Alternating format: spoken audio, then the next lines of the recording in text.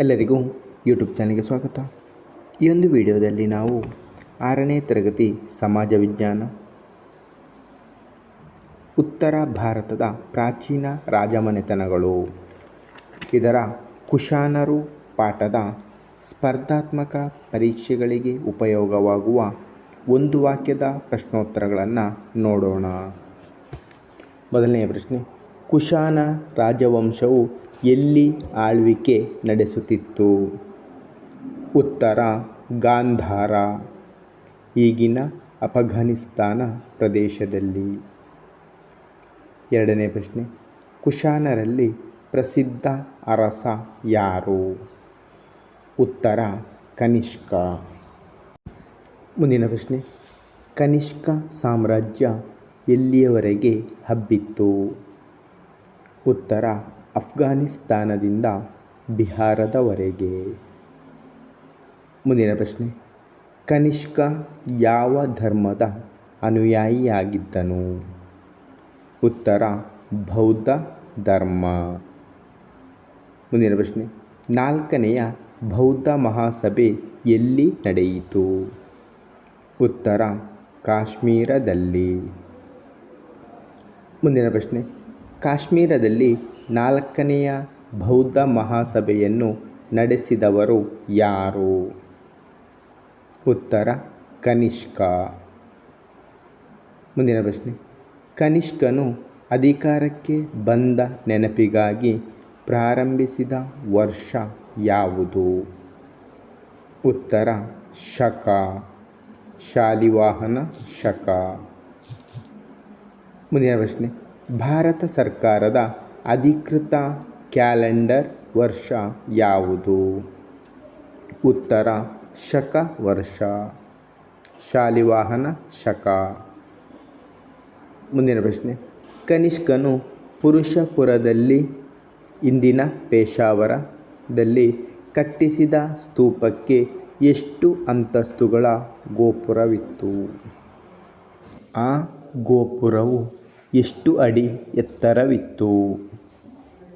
ಉತ್ತರ ಕನಿಷ್ಕನು ಪುರುಷಪುರದಲ್ಲಿ ಕಟ್ಟಿಸಿದ ಸ್ತೂಪಕ್ಕೆ 13 ಅಂತಸ್ತುಗಳ ಗೋಪುರವಿತ್ತು. ಆ ಗೋಪುರವು 400 ಅಡಿ ಎತ್ತರವಿತ್ತು. ಮುಂದಿನ ಪ್ರಶ್ನೆ, ಗಾಂಧಾರ ಶೈಲಿಯ ಬುದ್ಧನ ವಿಗ್ರಹ ಎಲ್ಲಿದೆ? ಉತ್ತರ ಪೇಶಾವರ.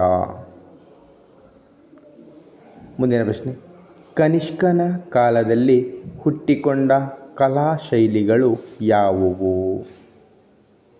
ಉತ್ತರ ಕನಿಷ್ಕನ ಕಾಲದಲ್ಲಿ ಹುಟ್ಟಿಕೊಂಡ ಕಲಾ ಶೈಲಿಗಳು ಗಾಂಧಾರ ಮತ್ತು ಮಥುರಾ.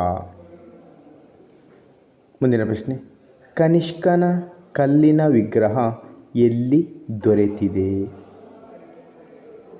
ಉತ್ತರ ಕನಿಷ್ಕನ ಕಲ್ಲಿನ ವಿಗ್ರಹ ಮಥುರೆಯಲ್ಲಿ ದೊರೆತಿದೆ. ಮುಂದಿನ ಪ್ರಶ್ನೆ, ಭಾರತದಲ್ಲಿ ಮೊಟ್ಟಮೊದಲು ಚಿನ್ನದ ನಾಣ್ಯಗಳನ್ನು ಚಲಾವಣೆಗೆ ತಂದವರು ಯಾರು? ಉತ್ತರ ಕುಶಾನರು. ಮುಂದಿನ ಪ್ರಶ್ನೆ, ಕನಿಷ್ಕನ ಆಸ್ಥಾನದಲ್ಲಿದ್ದ ಪ್ರಮುಖ ವಿದ್ವಾಂಸ ಯಾರು? ಉತ್ತರ ಅಶ್ವಘೋಷ. ಮುಂದಿನ ಪ್ರಶ್ನೆ, ಅಶ್ವಘೋಷ ರಚಿಸಿದ ಕೃತಿ ಯಾವುದು? ಉತ್ತರ ಬುದ್ಧ ಚರಿತ. ಮುಂದಿನ ಪ್ರಶ್ನೆ, ಬುದ್ಧ ಚರಿತ ಕೃತಿಯು ಯಾವ ಭಾಷೆಯಲ್ಲಿದೆ? ಉತ್ತರ ಸಂಸ್ಕೃತ ಭಾಷೆಯಲ್ಲಿದೆ. ಮುಂದಿನ ಪ್ರಶ್ನೆ, ಕನಿಷ್ಕನ ಆಸ್ಥಾನದಲ್ಲಿದ್ದ ಶ್ರೇಷ್ಠ ತತ್ವಜ್ಞಾನಿ ಹಾಗೂ ವಿಜ್ಞಾನಿ ಯಾರು?